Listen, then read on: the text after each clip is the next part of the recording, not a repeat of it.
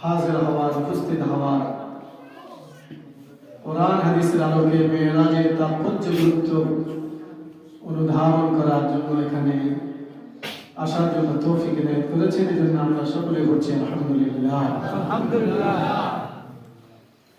আমরা মানবতার মুক্তির কান্ডারি বিশ্বনবী মুহাম্মদুর রাসূলুল্লাহ সাল্লাল্লাহু আলাইহি সাল্লামের উপর সালাত ও সালাম প্রেরণ করেছি।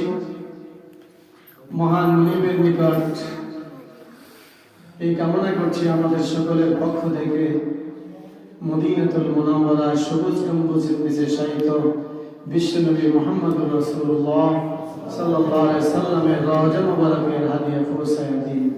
আমরা পড়ি আমিন। সম্মানিত উপস্থিতি, দীর্ঘক্ষণ যাবৎ ঐতিহ্যবাহী রায়পুর আলিয়া মাদ্রাসার প্রধান মুহাদ্দিস, বিশিষ্ট আলেমে দ্বীন, অনল বক্সী বক্তা এবং মধ্যবাজার রায়পুর মধ্যবাজার জামে মসজিদের সম্মানিত খতিব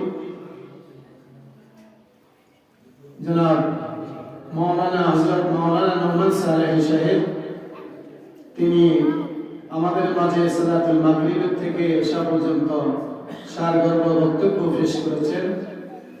আমরা শুনেছি আল্লাহর কোরআনের এবং রাসূল পাক সাল্লাল্লাহু আলাইহি সাল্লামের জীবনী নিয়ে আলোচনা করে শেষ করা যাবে না।